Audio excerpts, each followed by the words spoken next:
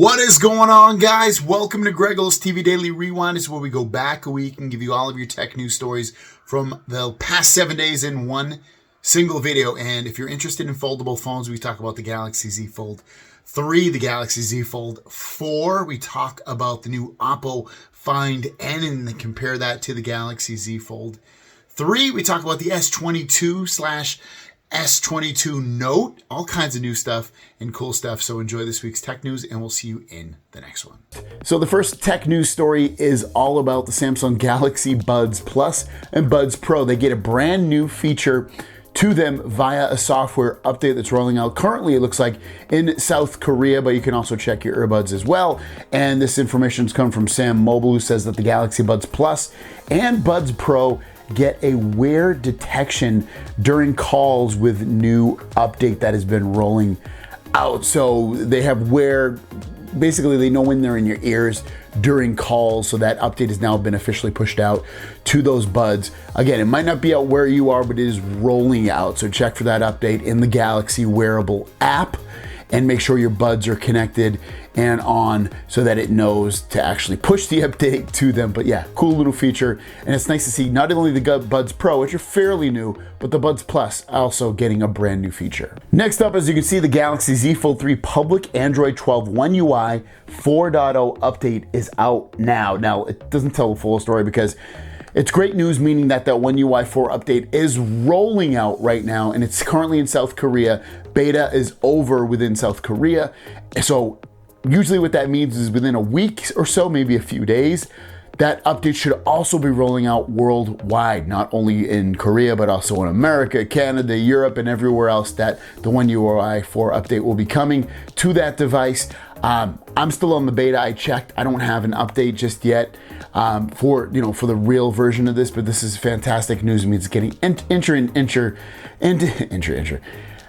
closer basically to worldwide release, which is awesome. Next couple stories about the Galaxy Tab S8, S8 Plus, and S8 Ultra. And this is going to be basically a first time real look at the tablet, as well as some features that are come out that we weren't too sure of. So let's talk about that. So first of all, we'll take a look at the Galaxy Tab S8 Plus and S8 Ultra via EVLeaks, who has put out a tweet detailing and showing these off in action. So the first one we're gonna look at is the Tab S8 Ultra, and the rumors are true. It's going to have a notch. Big deal, get used to it. You might even complain about the bezels, but it needs some kind of bezel in order to hold on to the damn thing. Doesn't bother me that much, I'll get used to it, but you can see a tiny little notch at the top in the middle. Then we take a look at the Tab S8 Plus, and the Tab S8 Plus and Tab S8 look pretty much identical to me. They look like normal tablets, whatever. They're gonna have LCD displays. The Tab S8 Ultra will have an OLED display, keep that in mind. Lastly, here is the Tab S8. Again, I personally can't even tell a difference between those last two tablets.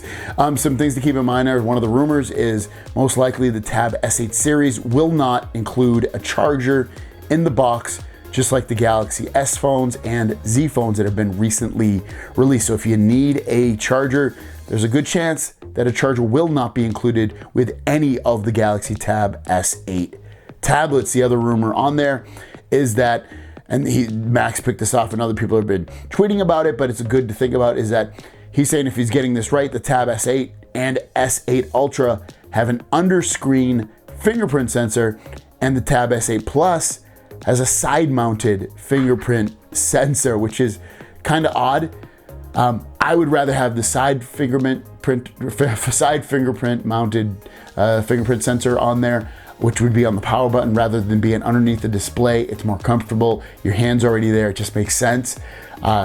So keep that in mind as well. If you're a fan of under-display fingerprint sensors, that it seemingly will be on the Tab S8 and S8 Ultra, but not the Tab S8 Plus. Why don't we reverse things up a little bit? I will give you the one story I have today. I'll give you the two questions, and then we'll dive into the meat of this, which will be the holiday giving season. So with that said, let's jump into this one piece of news, and it's coming from Max Jamber, who pulled this from OnePlus, saying that to save the date, let's catch up in Las Vegas on January 5th. Save the date. So January 5th, OnePlus is obviously going to announce something. What is it going to be? Is it going to be the OnePlus 10 Pro? Is it going to be a budget phone? Is it going to be a folding phone? What is it going to be? I'd guess it's probably going to be the OnePlus 10 Pro if I had to put my money on it. Could be wrong, but that's looking like what it's going to be. So if you're a OnePlus fan, you have something at least to look forward to come January 5th. But I would guess also that we're probably going to know before that exactly what they're going to announce. The first story of the day is a crazy cool tech that is coming potentially to Samsung Galaxy watches. This is wild. Technology is just so amazing. Like, you got to just see this. Check this out. This is going to be a Samsung smartwatch with a rollable display and camera. And this is, again, so wild to even think that something like this even exists. But ultimately, when you just check this thing out, it's a rollable display that goes into 2 display parts. The display can be enlarged via the crown and swipe, which is interesting. And the camera is integrated into the middle frame. And this is a lot of what I think, if this is what I would really want in a watch. Really, I want a camera in there so I can take a quick photo or something of capturing something, especially if my phone's not on me, or a video, and then a much bigger display. So this really does everything for me. And then it folds, oh my God. So cool. Like, if this even comes out, dude, crazy stuff, right? Would you want this? Let me know in the comments down below. Next up is about the Galaxy S22 series and the Galaxy Tab S8 series, and the colors and the RAM/storage amounts that you should see with both of these. So let's dive right into that. So this is coming from Snoopy Tech, and Snoopy Tech's starting off with the Galaxy Tab S8. It's the 11-inch. Will have Wi-Fi or 5G, and it will come with 8 or 128 gigs of RAM. So I'm sorry, 8 gigs of RAM, 128 gigs of storage, and come in the colors of dark gray and silver. Now, they might have more storage amounts, but the ones he's pointing out are from a specific retailer that he doesn't tell, or which country, so just keep that in mind. So you might see bigger RAM and storage amounts than what we see here. But ultimately, Tab S8 Plus 12.4, Wi-Fi or 5G, comes with 8 gigs of RAM plus 128 gigs of storage, comes in dark gray and silver. The S8 Ultra 14.6 inches, the big boy, 8 gigs of RAM, 128 gigs of storage, Wi-Fi or 5G. If you want it in just 5G, you can get it with 12 gigs of RAM or 512 gigabytes of storage, and only comes in the color of dark gray. And then when we continue on this adventure of Galaxy S22 now, S22 will come in 8 gigs of RAM with 128 or 256 gigs of storage with the colors of pink, gold, green, black, and white. The S22 Plus 5G will come with 8 gigs of RAM, 128 or 256 storage, pink, gold, green, black, and white. And then lastly, the S22 Ultra will come in 12 gigs of RAM with either 120 or 256 gigs of storage, or you can get a 16 gig of RAM version with 512 gigabytes of storage, and comes in the colors of dark red, black, and white. And they didn't seem like they jumped really around from the last year or two with storage amounts and RAM, so it looks like you're getting the same of that. The only really difference is you're getting something, you know, potentially bigger, different in terms of its functionality, with the S Pen being integrated into the S22. The tablets having a bigger screen on some of those versions, so they're keeping things really the same in a lot of ways, storage-wise, or spec-wise, I should say. So those are what you're looking at so far for the basics for all that stuff. And then real quickly, here's a little tidbit saying that Google released Android 12L beta, but Samsung is not on the list. So that's going to be the operating system from Android that's specifically made for large screen phones or tablets, such as what we have here with the Galaxy Z Fold 2 and 3, or whatever version you have of it. The beta is not coming out. Doesn't mean that the 12L update won't be, because it should, but the beta is not. I don't know why it's not coming out, or if it's going to be delayed or something for Samsung phones, but still, it's kind of interesting. I would have loved to try that on my phone. Stories first about Roku. Roku is a streaming video platform where you can stream your Netflix and your Amazon Prime videos and your Disney Plus and your YouTube. Well, you used to be able to use the YouTube app, and they've had an issue going back and forth with Google/YouTube, but we have some good news, and that's right. So Google and Roku have reached a deal to keep YouTube around. So the YouTube app will now continue to get support, and it will continue to work, the app itself, on your Roku device. They'll also be bringing back the YouTube TV app. This is all great news. So if you have a Roku device and you would think about switching because you were having issues with the Google apps, well, that stuff is coming back, and this is awesome. So if Again, just a kind of an FYI, so keep your eyes peeled for all of these apps to be pushed back. Next up is about the under-display camera for the Galaxy Z Fold 4. Z Fold 3 under-display camera is pretty much trash. I hate it. It's really bad. If you use this thing in Snapchat, it looks horrendous. If you use it just on a selfie, it looks pretty bad. It's just a bad camera overall. It was a step down from the camera that was on the Z Fold 2. But we have, again, some more light at the end of the tunnel. If we had a name for this episode, it would be light at the end of the tunnel, because the Z Fold 4 is getting a better under-display camera on the main display of the Z Fold 4. Now, this information is coming from the Naver blog, and it says the confirmation of introduction of the second generation under-display related equipment for the Z Fold 4. So it says Samsung introduced for mass production of punch hole displays that plan to introduce improved second generation equipment after the first or second, whatever that says, generation has been confirmed. A small amount of test sample has been released. As I said before, the Fold 4 has a much improved UDC or under display camera installation than it is now. It is almost confirmed. So this is awesome, awesome rumor news that we're gonna get a much better under display camera on the Z Fold 4. Obviously, the only question I have is, obviously, is it good? How much? Well, two questions. How good is it going to be? Is it going to be as good compared to the one that we have here, or maybe a little less? And then the other part of it is, how much are we going to be able to see it in terms of, like, sometimes you can see it in certain situations. Like, I can't see it right now, but sometimes you can see a little outline of it or a little bit of pixelization on there. Is that going to be better? So those are the two questions I have mostly, but I mean, I'd totally live with a much better camera if that's all we get at the very least. First story of the day is about the Galaxy S22 Ultra. As you know, this phone will have integrated S Pen. It's going to have the squared off edges. It's going to have the design that's very similar to what we've received and seen in previous Note phones. It's going to feel like a Note phone, but they're integrating it into the S line. And there's been rumors that they're just going to call it the Galaxy S22 Ultra. But that might change, and it might make a lot of people happy, even though it's still basically going to be an S phone, because coming from the mouth or tweet of Tron is saying that the S22 Ultra is dead.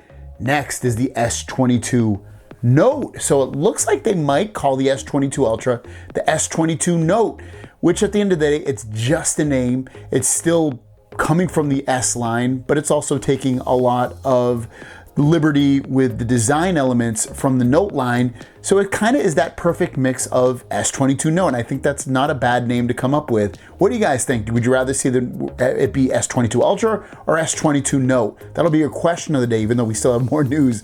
Leave that in the comments down below. Yesterday, we spoke about the Galaxy Watch that might come out with a rollable display. Well, this is along those lines, but a different technology, and it gives the watch a whole new bunch of features that aren't even available on the stuff we talked about yesterday.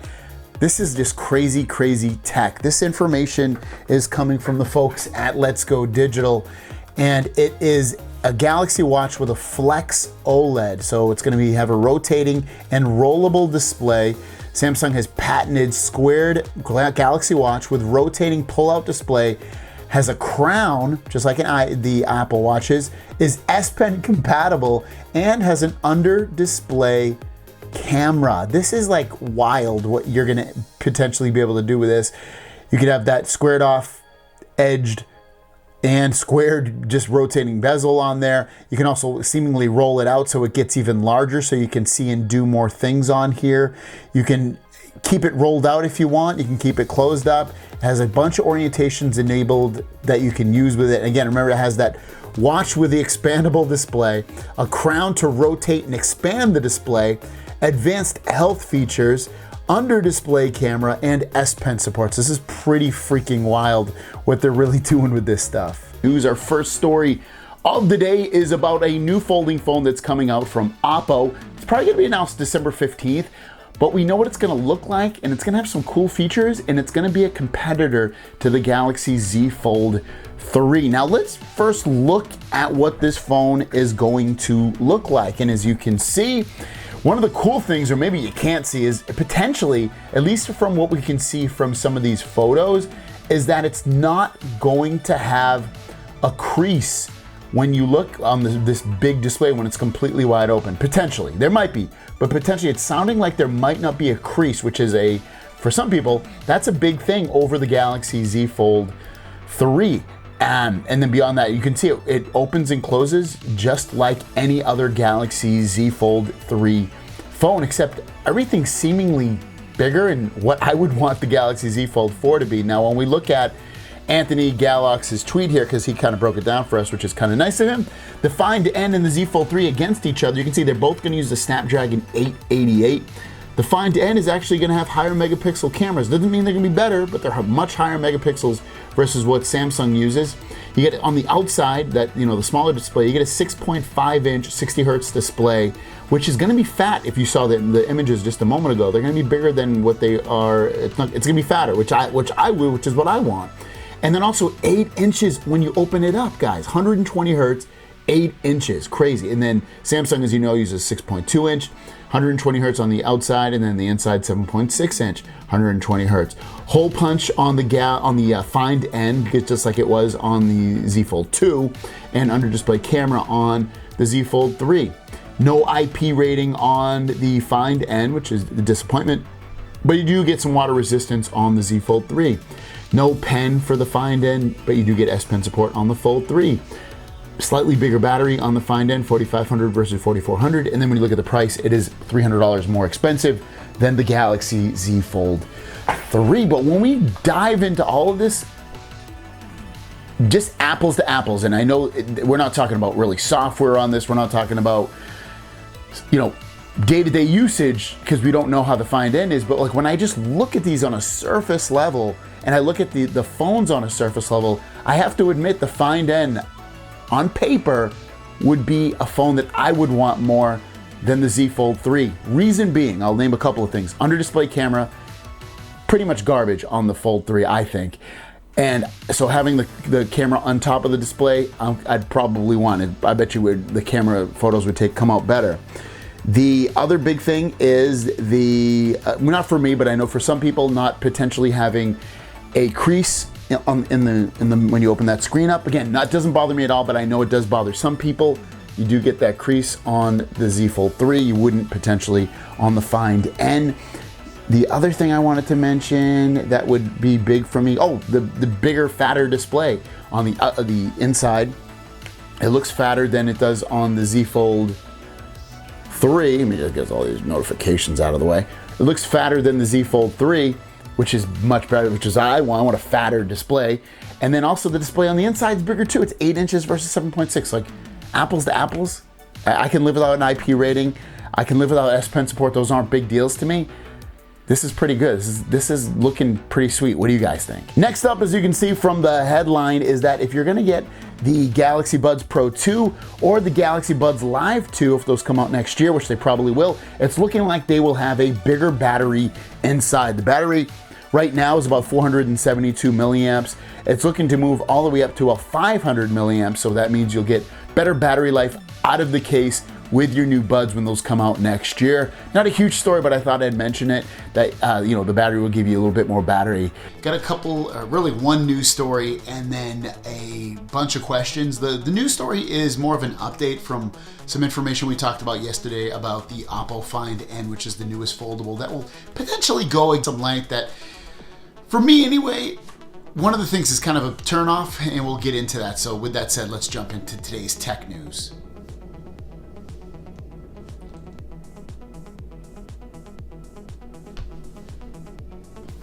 So this information is coming from EV-Leaks, and EV-Leaks is saying that he's found some Oppo end details, and when we look through these, it shows the official specs on here, and a lot of it is written in Chinese, so some of it I had to translate, but basically we're still seeing that up to 120 hertz LTPO display on the big display. It's gonna have 800 nits of brightness, so it's gonna be pretty bright on there. 7.1 inch display. There was rumors it was gonna be like 8.1 or 8 inches. Doesn't look like that's going to come true. It looks like it's gonna be smaller, at least when you open it up completely on that big display, versus Galaxy Z Fold 3 has a 7.6 inch display. So for me, a little bit disappointing on that regard. When I continue to go through these, I can see that basically some of these specs, again, most of it is written in Chinese, but it's nothing too major in terms of stuff that you're really going to buy for the phone. It's more just some display specs. And then when we get to the last page, though, and some software stuff as well, like saying you can use 2 fingers to navigate through the operating system. But basically, it's going to come with 8 gigs of RAM or 256 gigs of storage, or 12 gigs of RAM and 512 gigs of storage. So not an amazingly huge phone like I had wished and expected in a way, just because of initial information that was coming out. So a little bit of a disappointment in that regard, but still, it's nice to see that, you know, there's more foldables coming to the market, which in turn is going to reduce the cost of all foldables, especially on the Samsung side, because they're gonna have so much competition from here on out. With that said, let's jump into the Q&A portion of the video. But before we do, I'm all over the place. Your question of the day is, what do you think is going to be the most exciting foldable phone in 2022? Put it in the comments down below. I'll leave my question unanswered just because of the fact that, I mean, for me, obviously, it still seems like it might be the Galaxy Z Fold 4. But, you know, there's so many other companies that are probably going to release phones that, you know, maybe those will be better. So I'll leave mine open-ended, but you guys can definitely answer it. So let's jump into the Q&A portion of the video. First question comes from Brad Riggs. Hey, Greg, so I took your advice on the Galaxy Z Fold 3, and you were 100% right. I absolutely love this phone, but I'm having a problem with the YouTube app. I have my app screen settings on multi-view, and the YouTube video previews are hit and miss. Sometimes the videos are large when I open the app, other times they are small. More than that on my S21 Ultra. Look in the lab settings and nothing I do is fixing the issue. I prefer them to be large, and I noticed I switched my screen layout to standard view. It is fixed. This is a large screen, and to have them just feel small feels wrong. Anything you know to fix it and keep my display in multi-view. As always, great video. Thank you, Greg. That's one of the things I've noticed, that with the Z Fold 3, for instance, the multi-view and the standard view, I keep mine in standard because I want huge, large text and everything to be large, so I've switched to the standard. But I understand why you'd want the multi-view, because you get more stuff on the screen. But it just messed with my keyboard as well, on my Gboard keyboard, so I went back to standard. I don't have a fixed view. I wish I did, but if anybody knows, let him know in the comments down below.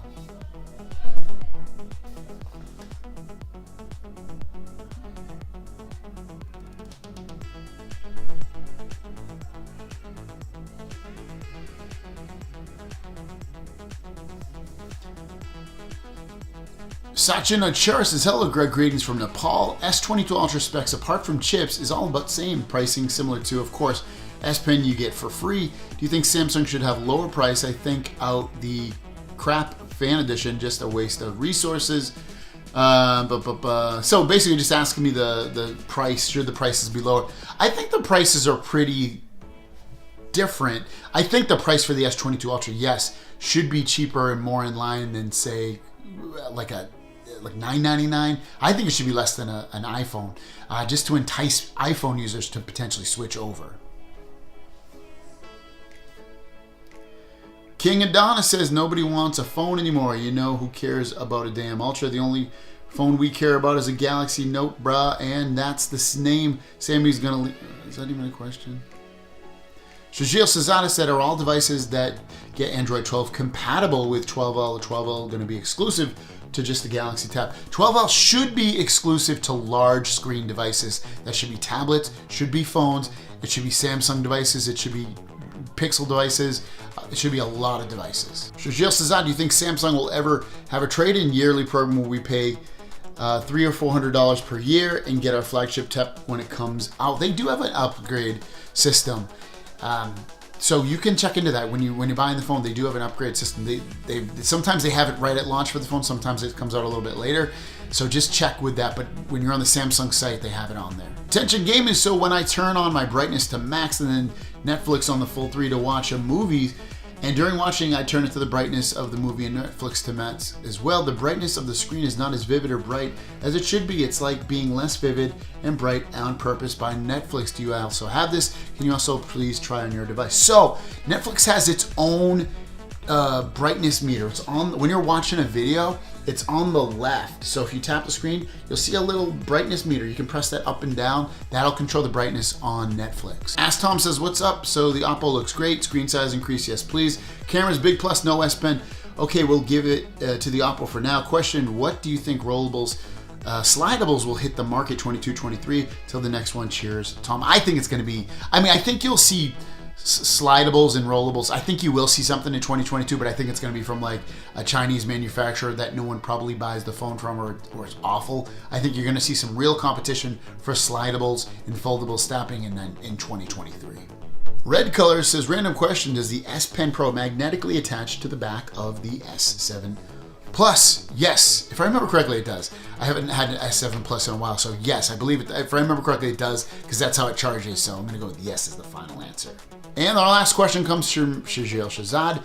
Doesn't the cover display being 60 Hertz piss you off, considering this phone is getting more expensive and considering it's not 2014 anymore? So that's one of the things with the the new Oppo Find N, which is talking about that outside display 60 Hertz. Yes, it's a bit of a disappointment, but the price is supposed to be actually lower than $2,000. I've heard Ice Universe talk about it, saying that it's probably going to be lower than what we've seen on there thus far. So thanks for your questions. If you have a question, leave it in the comments down below. I'll be back to the studio tomorrow. Everything will look normal, good lighting, good cameras, everything. We'll see you down the road.